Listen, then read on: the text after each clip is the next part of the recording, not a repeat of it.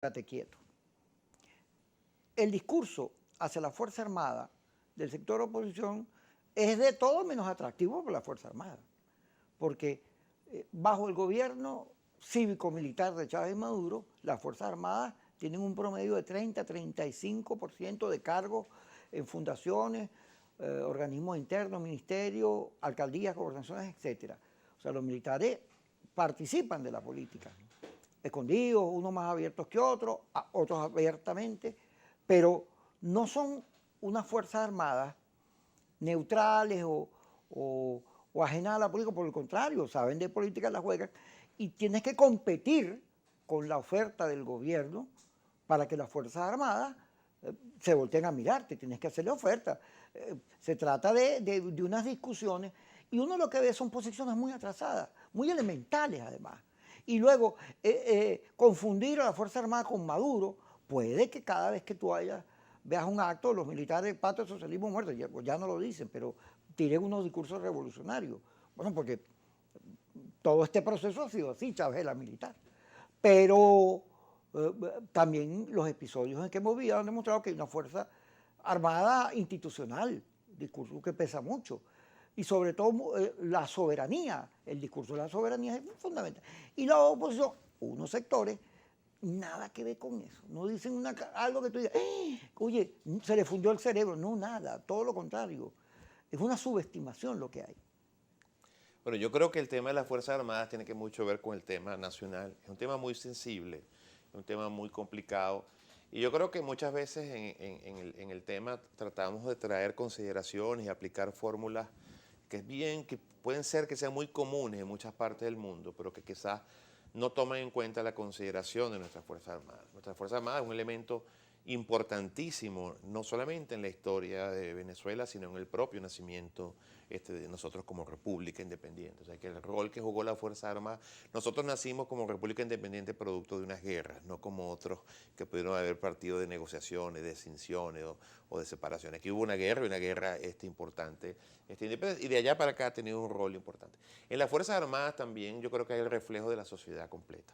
Allá hay personas de todas las ideologías, de todas las posiciones políticas, unos como igual que en la vida civil, unos las expresan más que otros.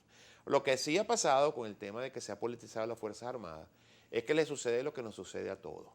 Cuando cualquiera de nosotros opinamos de cualquier cosa, ya aquí nadie viene a discutir qué fue lo que tú opinaste, si estabas de acuerdo o no estabas de acuerdo con lo que opinó la persona, sino que inmediatamente se va a la descalificación.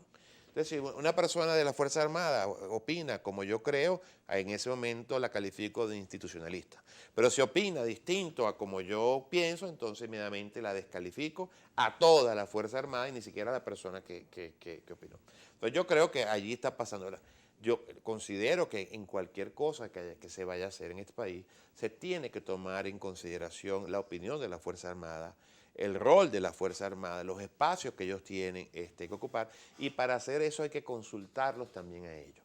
No puede ser solo una decisión entre el mundo civil o el mundo político excluyendo lo que tiene que ser la opinión de ellos.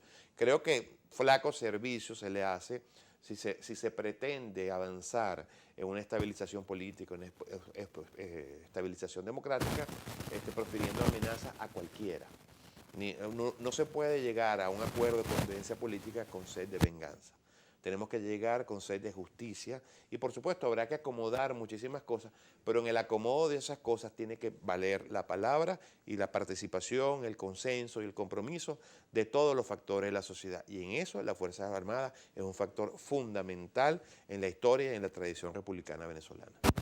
Habría falta, fíjate, la Constitución hecha bajo la revolución, el socialismo criollo, pasado el tiempo, tiene lagunas, ha demostrado tener lagunas y algunos errores importantes.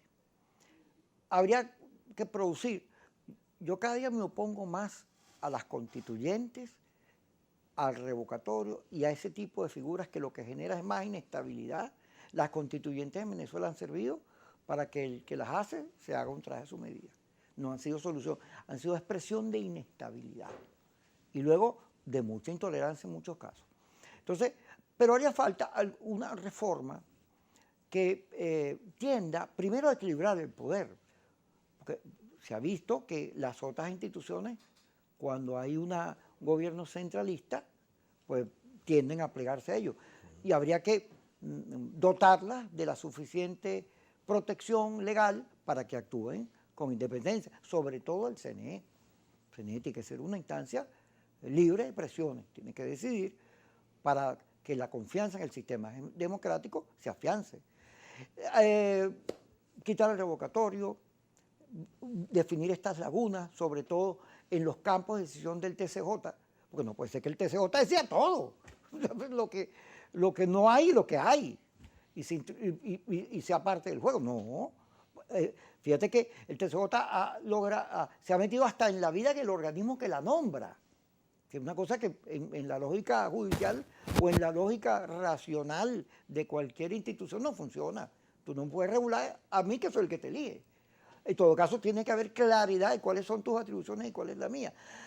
La reelección debería ser sujeto también de una revisión, para que haya flujos, chicos, en el liderazgo y cambien las cosas y se muevan, y no haya generaciones tapuzadas, tapadas allí, sino que haya frescura en el liderazgo, cambio, aun cuando pueda ser el mismo partido el que gobierne.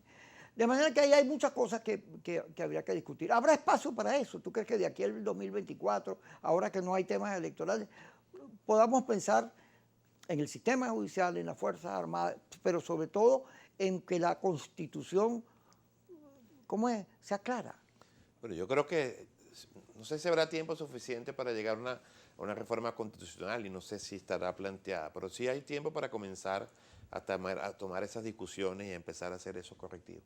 A mí me gusta mucho el ejemplo de la Constitución americana, que tiene más de 200 años y no solamente tiene lagunas y deficiencias, que es una cosa corta y antigua, sino toda la realidad social y política en el mundo y en ese país, cómo ha cambiado y la Constitución sigue vigente. Entre otras cosas porque el Tribunal Supremo ha logrado interpretar la Constitución acorde a los tiempos. Y ahí quiero rescatar la intervención anterior de la importancia del poder, del poder judicial. Si aquí tuviéramos la posibilidad de ir interpretando con el signo de los tiempos nuestra Constitución dentro de un poder judicial equilibrado y sobre todo independiente, a lo mejor tuviéramos esta discusión, no la tendríamos ahorita. Pero yo creo que también una parte, porque en el libro de Arraiz Lucas, que habla de la historia de las constituciones, te impresiona la cantidad de constituciones que hemos tenido. Y pareciera que hay una tendencia en la historia venezolana en el tema de la política, que es tratar de legalizar la discusión política. Entonces muchas veces tratamos de judicializar o de buscar argumentos legales para la discusión política y es lo que terminamos al final de legalizar tanto la discusión política, no nos queda otro remedio que modificar la Constitución. Yo creo que nuestra Constitución tiene temas, por supuesto.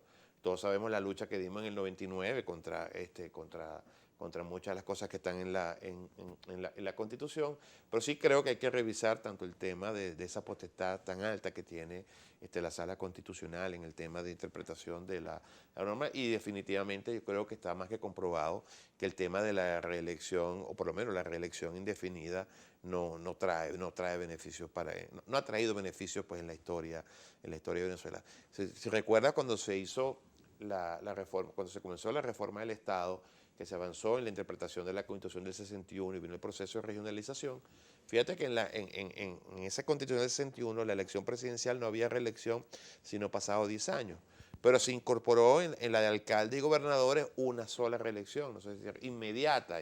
Entonces eran periodos de 3 años y se podían reelegir una vez. Bueno, yo creo que ese fue un avance civilizado en la interpretación de la Constitución, pero fue producto de mucho estudio, de mucho análisis, de mucho debate, de una comisión que había para ese tema, y yo creo que ese es un poco el sentido que tenemos que tener.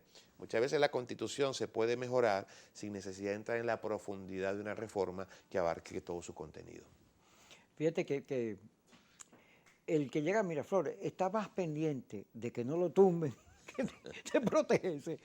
Debería haber un sistema, explorar un sistema parlamentario, que la crisis que todo gobierno tiene no monte una conspiración, sino que la propia institucionalidad la pueda asumir y pueda aguantarla, ¿sí? Haya colchones para que el presidente no esté